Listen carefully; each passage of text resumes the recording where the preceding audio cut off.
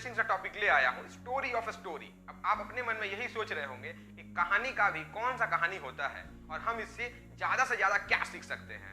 तो मैं आपको आज इस वीडियो के माध्यम से यही बताना चाहता हूँ कि कहानी का जहाँ से शुरुआत हुआ वहाँ से लेकर अब तक हमें उससे क्या क्या सीखना चाहिए और उससे हमें क्या लाभ लेना चाहिए, जिससे हम अपने लाइफ में बहुत आगे जा सके और अपने लाइफ में सक्सेस पा सके।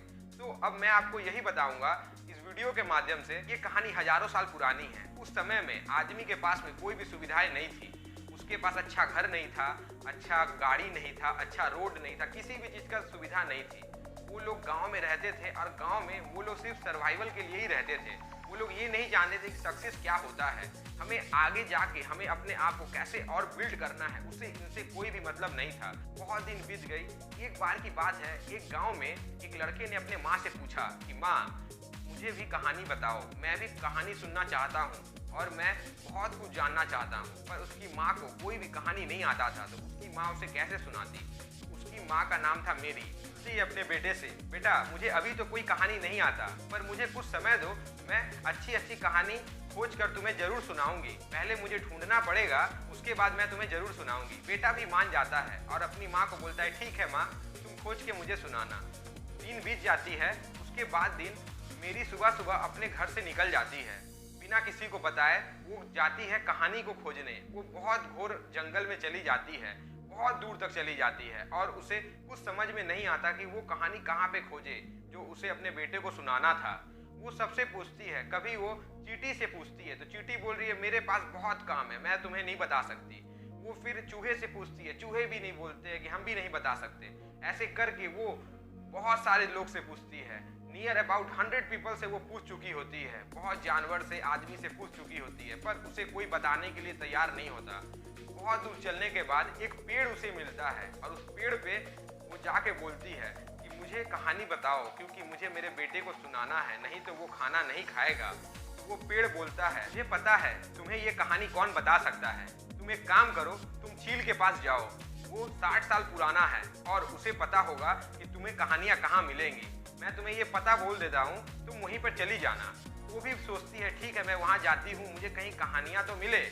वो लड़की भी उस चील के पास चली जाती है। तो चील बोलता है कि मुझे कुछ खाने के लिए चाहिए तो ही मैं तुम्हें बता पाऊंगा, क्योंकि मुझे बहुत भूख लगी है। वो लड़की भी नदी से मछली पकड़ने लगती है। तो वो चील भी एक कछुए को ले आता है और ये लड़की उसे मछलियाँ दे देती है और वो चील बोलता है ये लो, मैं तुम्हें ये कछुआ दे रहा हूँ, इस कछुए के पीठ पर तुम बैठ जाओ, ये तुम्हें ले जाएगा जहाँ पे तुम्हें बहुत सारी अच्छी अच्छी कहानियाँ मिलेंगी। वो लड़की भी उस कछुए के पीठ पे बैठ जाता है और वो कछुआ उसे नदी के भीतर ले जाता है। नदी के भीतर एक बहुत बड़ा महल होता है। वो लड़की बिल्कुल ही चौंक जाती है और उसके पास में कोई भी ठिकाना नहीं रहता। वो सोचती है पानी के भीतर में इतना सुंदर महल ये किसका है, पर वो कुछ बोलती नहीं। कछुआ उसे राजा रानी के पास ले जाता है। उस राजा रानी के पास जाकर वो लड़की बोलती है महाराज मुझे कहानियाँ चाहिए, आप मेरा हेल्प करें। तो वो राजा बोलता है मैं तुम्हारा हेल्प जरूर करूँगा, पर तुम्हें पहले मेरा भी कुछ शर्तें मानना पड़ेगा। तो वो लड़की बोलती है हाँ हम आपका शर्त मानने के लिए मंजूर है, पर क्या करना होगा आप हमें बताएं। वो राजा बोल रहा है उस लड़की को कि मैंने कभी भी बाहर का दुनिया नहीं देखा, मतलब पानी के बाहर का लैंड वाला दुनिया नहीं देखा, तो आप मुझे वहाँ का कुछ चित्र बना के ला कर दिखाइए और मुझे दीजिए तो ही मैं आपको कहानी दे पाऊँगा। तो वो लड़की बोलती है ठीक है मुझे कुछ समय चाहिए, और वहाँ से वो कछुआ उसे लेकर वहीं पर छोड़ देता है जहाँ से उसे लाया होता है। वो अपने घर को चली आती है और उस समय में ना ही कैमरा थे और ना ही मोबाइल। तो वो लड़की अब क्या करती, तो मेरी भी अपने घर को चली जाती है और अपने पति को जाके सारी बात बताती है। उसके बाद उसका पति बोलता है रुको मैं देखता हूँ मैं क्या कर सकता हूँ। उसका पति बाहर को जाता है, एक पत्थर लेकर कुछ देर के बाद आता है और मेरी को दे देता है। मेरी को बोलता है इस पत्थर को तुम ध्यान से देखो, इस पत्थर पे मैंने चित्र बना दिया है। बहुत से आदमी बने हुए थे और बहुत सी नदियाँ, बहुत से पेड़, बहुत से लोग, इतना सुंदर वो पत्थर लग रहा था। अब मेरी का कोई भी खुशी का ठिकाना नहीं था। वो संग संग वो पत्थर लेके उस नदी के किनारे जाती है और कछुए को बुलाती है और कछुए के पीठ पर बैठ के वो महाराज के पास चली जाती है और राजा को जाके वो पत्थर दे देती है। राजा उस पत्थर को देख के बहुत ही खुश हो जाता है। वो बाहर का दुनिया देख के बहुत चौंक जाता है। वो भी सोचता है बाहर में हमारे जैसे ही बहुत से लोग हैं, जानवर हैं, तो वो बहुत सोचने लगता है और बहुत खुशी हो जाता है। इतना खुशी हो जाता है कि वो उस लड़की को एक सीप दे देता है। लड़की को बोलता है, जब भी तुम इस सीप को अपने कान पे लगाओगी, तुम्हें बहुत से कहानियाँ तुम्हें कान में सुनाई देगी और तुम बहुत खुश हो जाओगी, क्योंकि ये कहानियाँ तुम फिर अपने बेटे को भी सुना पाओगी। तो वो लड़की सोचती है, चलो बहुत अच्छी बात है, मैं अपने घर को जाती हूँ।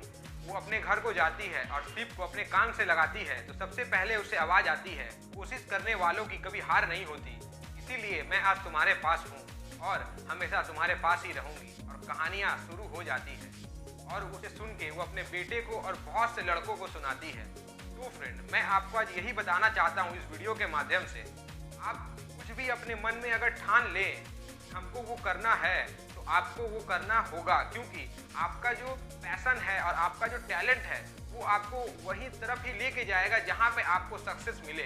बस आपको अपने माइंड में थिंक करना पड़ेगा, एक गोल को सेट करना पड़ेगा। अगर आपको घर चाहिए तो अपने दिमाग में घर को बनाना पड़ेगा। जैसे उस लड़की को क्या चाहिए था, उस लड़की को सिर्फ कहानी चाहिए था। उसे कोई भी मुश्किलें उसके रास्ते में आई, कुछ नजर नहीं आ रही थी। वो देखते ही देखते 100 जन से पूछ चुकी थी और कोई भी उसका हेल्प करने को राजी नहीं था। फिर भी वो अपने घर को नहीं गई और वहाँ पे डट के मुकाबला किया।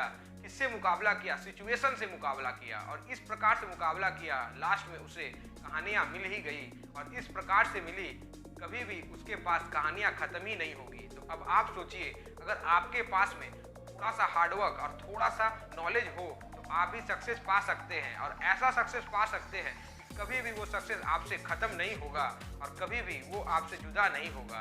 तो फ्रेंड, अब आप अपने दिमाग में एक चीज डाल लीजिए अच्छी तरह से कि आप कुछ भी कर सकते हो।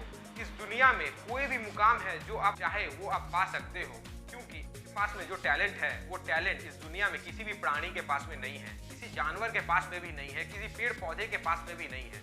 भगवान ने ये टैलेंट सिर्फ हम इंसानों को ही दिया। हम इंसानों के पास ही सोचने का शक्ति है और उस सोचने की शक्ति के साथ साथ करने का भी शक्ति है और हम इस दुनिया में कुछ भी पा सकते हैं।